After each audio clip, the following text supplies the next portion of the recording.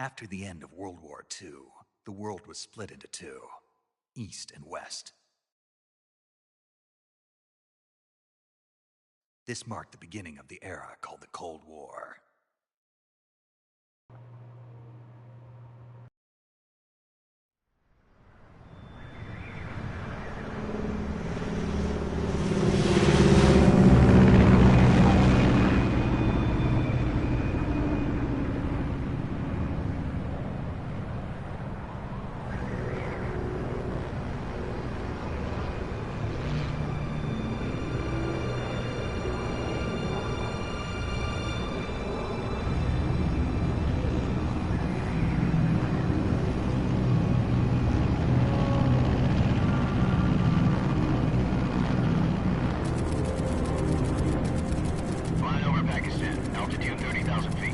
Approaching Soviet airspace.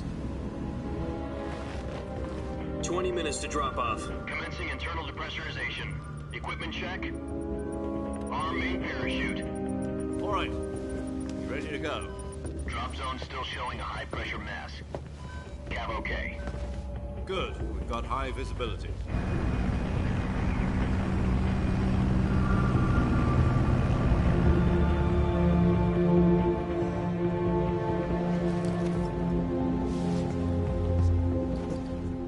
Cigar. Connecting oxygen hose to interior connector.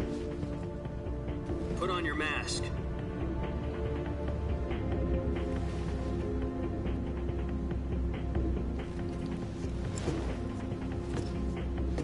Does this panty waste know what he's doing? Approaching release point. 10 minutes to drop off. Hey, are you deaf? He said put out the cigar and put on your mask.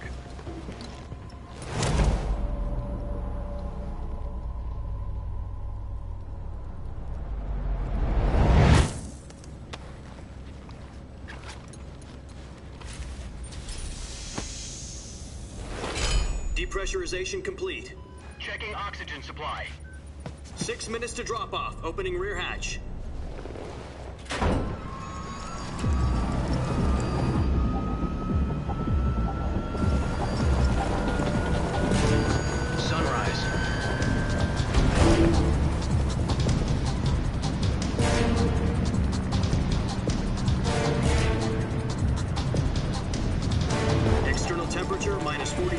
Celsius. 2 minutes to drop off. Stand up. You'll be falling at 130 miles per hour. Try not to get frostbite from the wind chill. 1 minute to drop off. Move to the rear. Activate bailout bottle. This is one for the history books. The world's first halo jump. 10 seconds to drop off. Stand by. Status okay, all green. Prepare for drop-off. Countdown. 5, 4, 3, 2, 1. Spread your wings And fly. God be with you.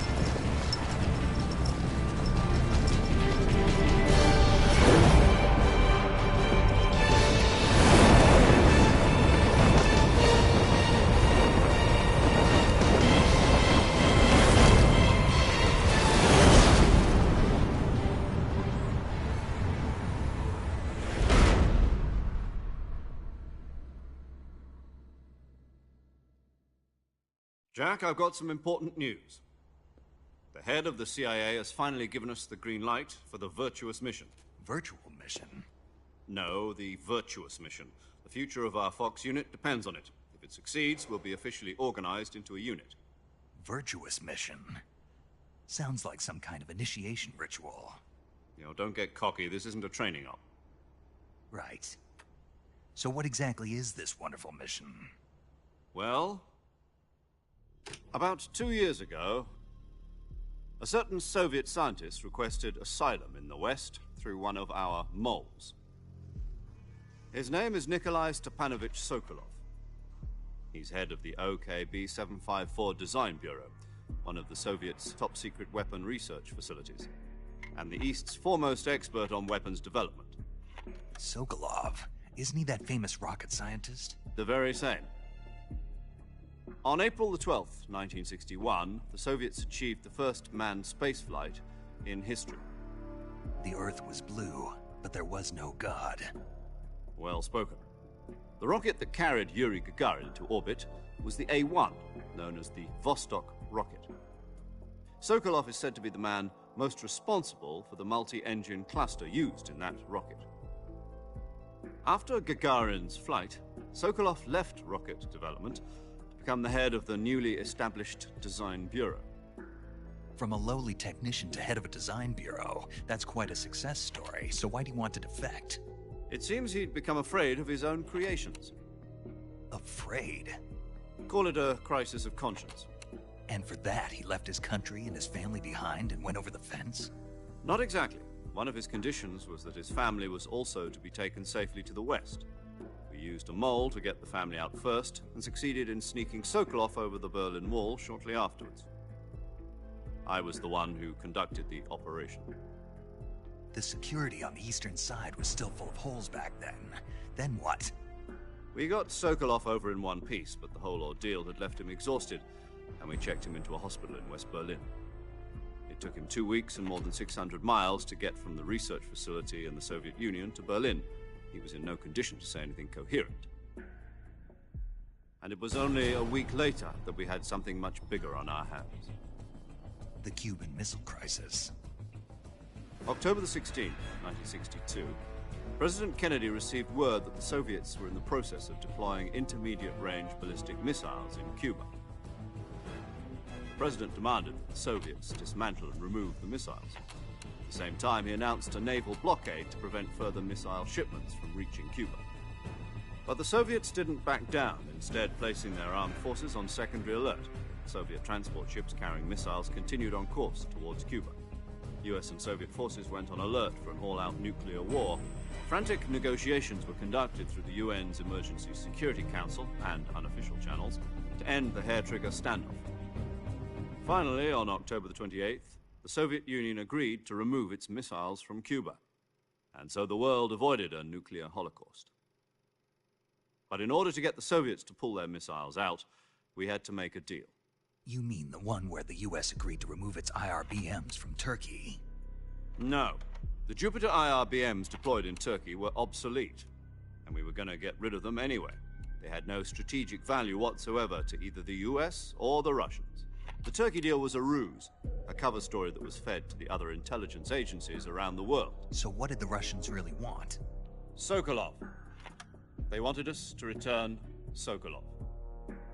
You mean the Soviets pulled out of Cuba just to get their hands on Sokolov? That's right. What the hell was he working on? At the time, we had no idea. We were running out of time. It was either give up Sokolov or risk full-scale nuclear war. In the end, we had no choice. President Kennedy gave in to Khrushchev's demand.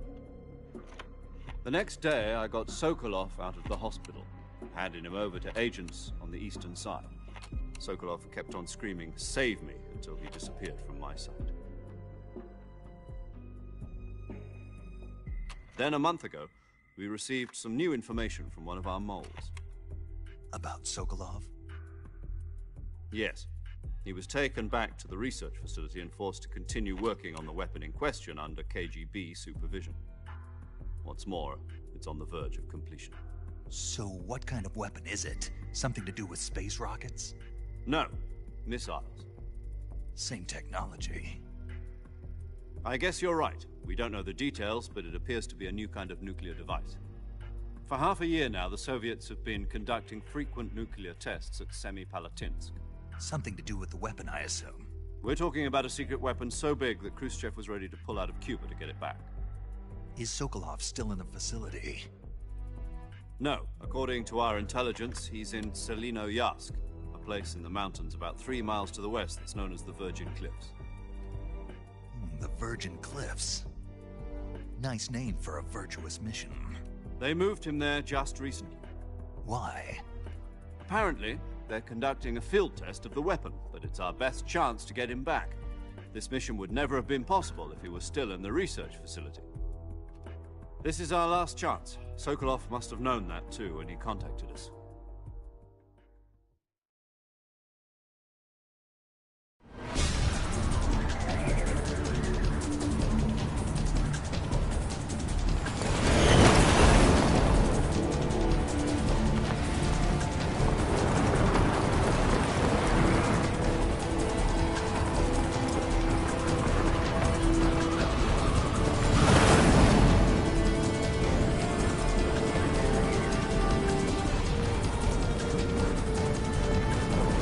Listen up, Jack.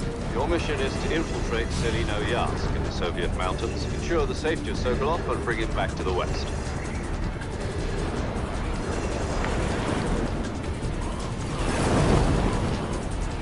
If we don't get Sokolov back before that weapon is complete, we'll be facing a major crisis. The clock is ticking.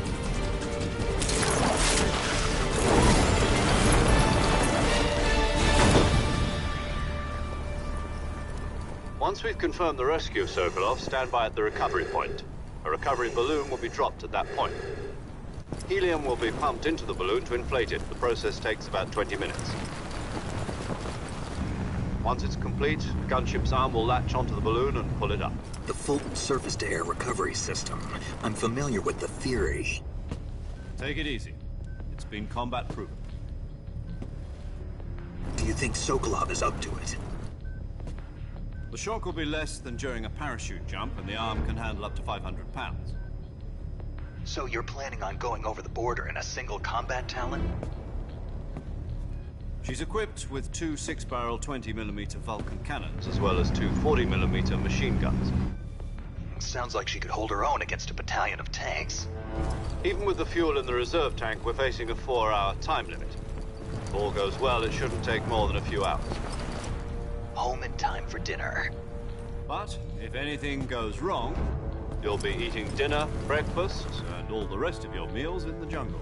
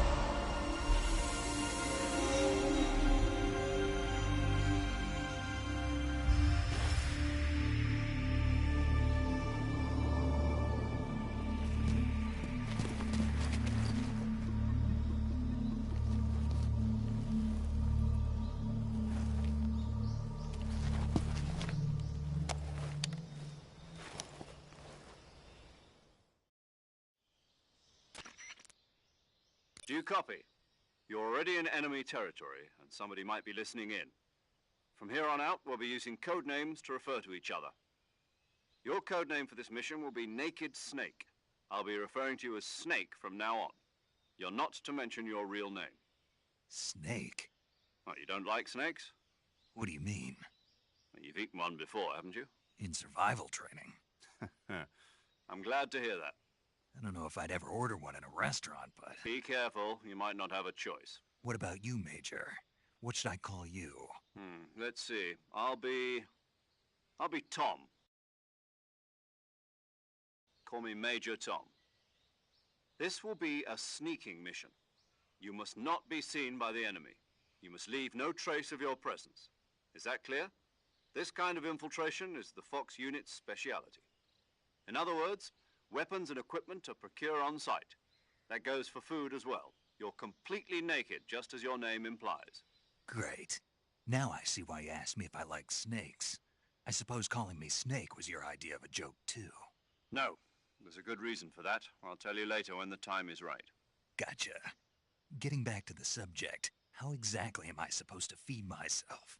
You've been issued a knife and a tranquilizer gun. Use them to hunt for food. You'll also find some medical supplies in your backpack. Yeah, about the backpack. I lost it in a tree on the way down. I see. Well, you'd better go back and get it then. You know where it is? No problem. I can see it from here. It's stuck on a branch. To climb a tree, stand in front of a tree that's covered in ivy and press the action button. I'll be monitoring your progress over the radio. We can't risk violating Soviet airspace, but I'll be in the gunship. My frequency is 140.85. I'll give you a call if I need to talk to you. If you need to talk to me, use the send function. Okay, Snake, go get your backpack.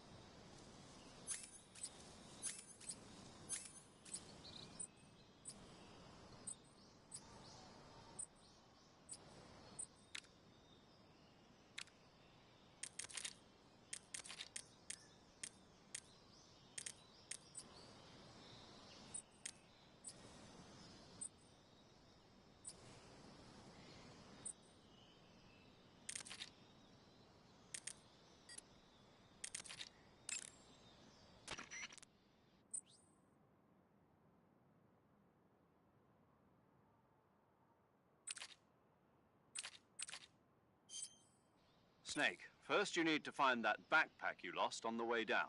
Your backpack got caught on a tree to the north. Try heading in that direction.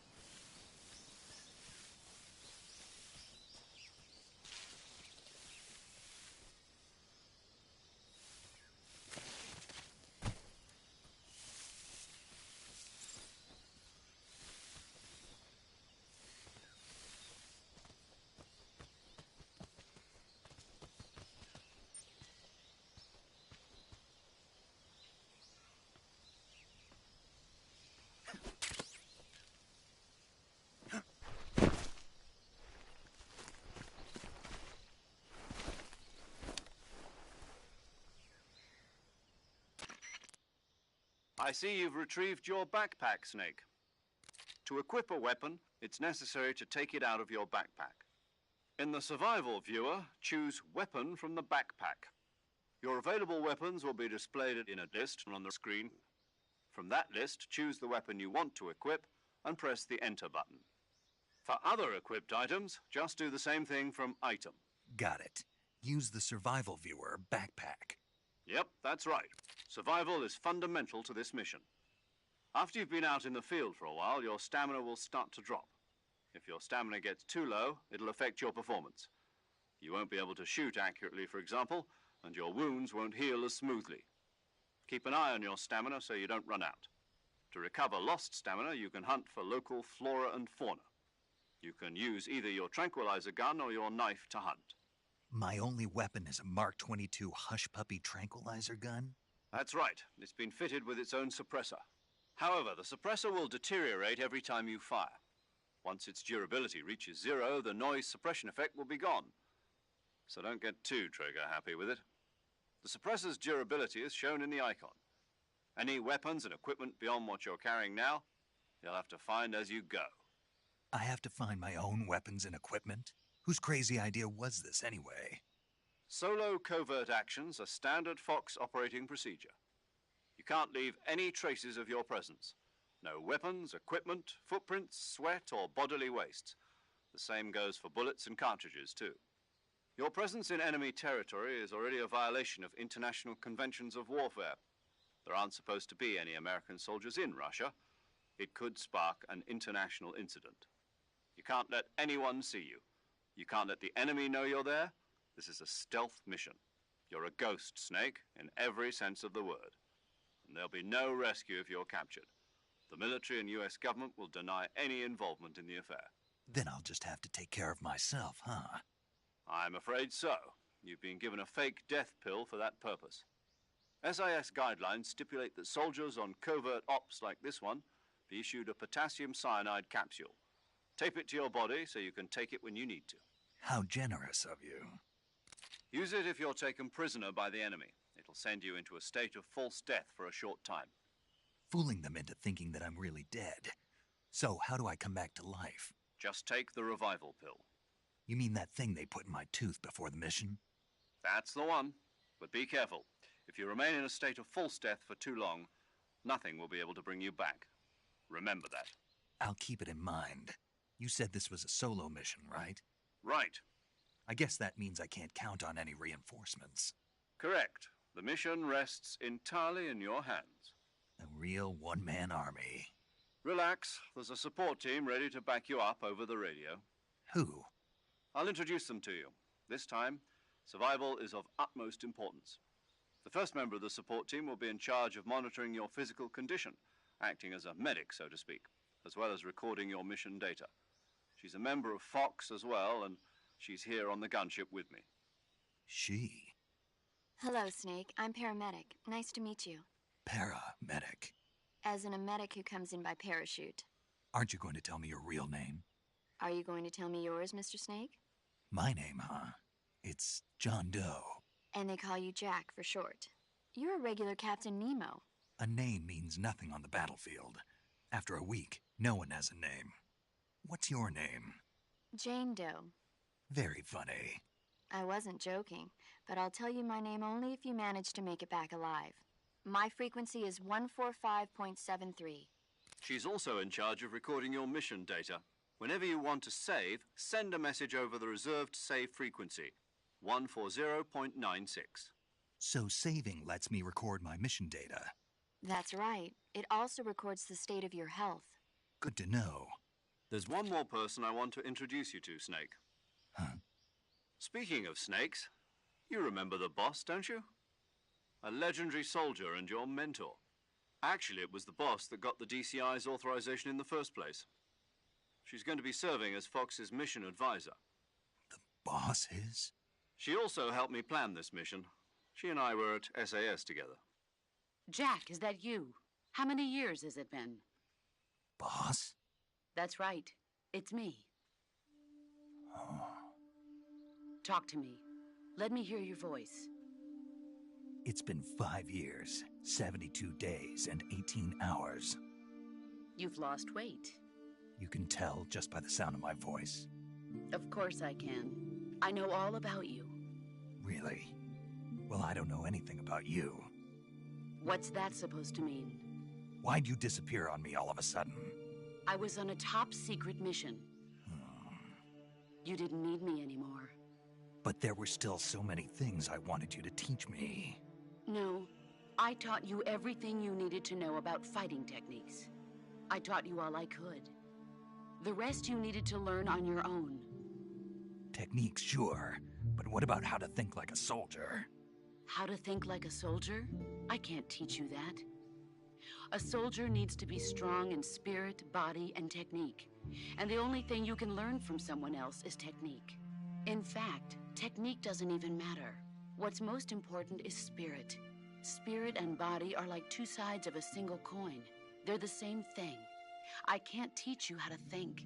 You'll just have to figure it out for yourself. Listen to me, Jack. Just because soldiers are on the same side right now doesn't mean they always will be. Having personal feelings about your comrades is one of the worst sins you can commit. Politics determine who you face on the battlefield. And politics are a living thing. They change along with the times. Yesterday's good might be tomorrow's evil. Is that why you abandoned me? No, it had nothing to do with you. I already told you, Jack. I was on a top-secret mission. A soldier has to follow whatever orders he's given. It's not his place to question why. But you're looking for a reason to fight. You're a natural-born fighter, but you're not quite a soldier. A soldier is a political tool, nothing more. That's doubly true if he's a career soldier. Right and wrong have no place in his mission. He has no enemies and no friends. Only the mission. You follow the orders you're given. That's what being a soldier is. I do whatever I have to get the job done. I don't think about politics. That's not the same thing. Sooner or later, your conscience is going to bother you. In the end, you have to choose whether you're going to live as a soldier or just another man with a gun. There's a saying in the Orient, loyalty to the end. Do you know what it means? Being patriotic. It means devoting yourself to your country. I follow the president and the top brass. I'm ready to die for them if necessary. The president and the top brass won't be there forever. Once their terms are up, others will take their place. I follow the will of the leader, no matter who's in charge. People aren't the ones who dictate the missions. Then who does? The times. People's values change over time, and so do the leaders of a country. So there's no such thing as an enemy in absolute terms. The enemies we fight are only enemies in relative terms, constantly changing with the times. As long as we have loyalty to the end, there's no point in believing in anything, even in those we love. And that's the way a soldier's supposed to think? The only thing we can believe in with absolute certainty is the mission, Jack. All right, but do me a favor. What is it? Call me Snake. Snake? Oh, right. Your codename is Snake. It suits you well. That's right. The legendary unit that the boss put together during World War II was a snake. The Cobra unit, a group of heroes that brought the war to an end and saved the world. As long as you've got a legendary hero backing you up, you'll be fine. Isn't that right, Snake? Yeah, I can't think of anyone else I'd rather have with me. Oh, and one more thing, boss. Yes? It's good to hear your voice again. Same here. After all, who knows if either of us will make it out alive? Snake, you are always best at urban warfare and infiltrating buildings. But this is the jungle. Survival is going to be key. Those CQC techniques I taught you are sure to come in handy. CQC? Close quarters combat, huh? I've been in the Green Berets for the past few years. I'm probably pretty rusty. Not to worry. I'll be here to help you remember. After all, this is your first actual survival mission. I'll be supporting you over the radio. Where are you, boss? Next to the Major? The boss is communicating with us by radio from aboard a Permit-class submarine in the Arctic Ocean. My frequency is 141.80. Call me if you need my advice on battle techniques. Gotcha. Your mission is to retrieve Dr. Sokolov. Dr. Sokolov is being held in an abandoned factory located to the north of your current position. Avoid heavy combat and don't let anyone see you. Don't forget that this is a stealth mission. Snake, try to remember some of the basics of CQC.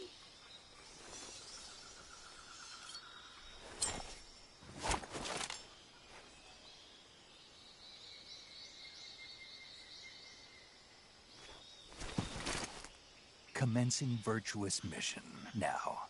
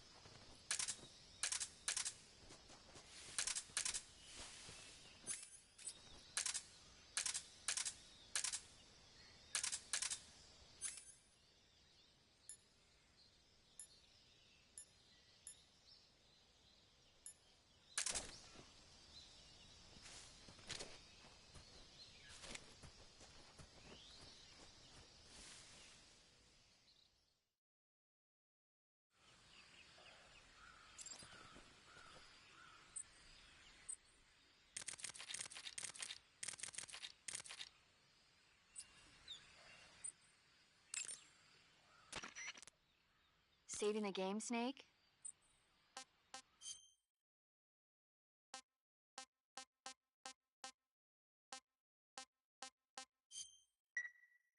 Hey, Snake, you ever heard of Godzilla, King of Monsters? No, what is it? It's a movie. You haven't seen it? Nope. It's about this monster called Godzilla, who grows to an enormous size in a nuclear test and goes on a rampage in Tokyo. Nuclear test, huh? Then the Marshall Islands must be crawling with giant monsters right about now. It's just make-believe. Maybe that's why my pants have been so tight lately. Snake. I know. So then what happened? Godzilla is immune to all weapons, and humanity has no way to stop the monster. Dr. Shirazawa develops a new type of weapon, but meanwhile Godzilla is getting closer and closer to Tokyo, obliterating everything in his path. It was originally a Japanese movie, but they made an American version too. I recommend seeing the original Japanese one if you ever get the chance. It's mostly mindless fun, but it's also got a serious anti-nuke message as well. Where can I see the original? You'll just have to go to Japan. Really? That's too bad. If you wait 40 years, you might be able to see it in America too. It might even win awards all across the globe in 60 years. Why's that? 2024 will be Godzilla's 70th birthday. You think they're still going to be making Godzilla movies then? Of course. Everybody loves Godzilla. You sure know a lot about movies. I don't suppose you're the movie-watching type, are you? Not really. Okay, then I'll tell you everything I know. When the going gets tough, movies can save your life. It's always good to be able to look at things from a different perspective when you get in a jam. That's the magic of movies. No kidding. Well, I guess it might at least make a nice distraction. That's the spirit, Snake. Have a little fun.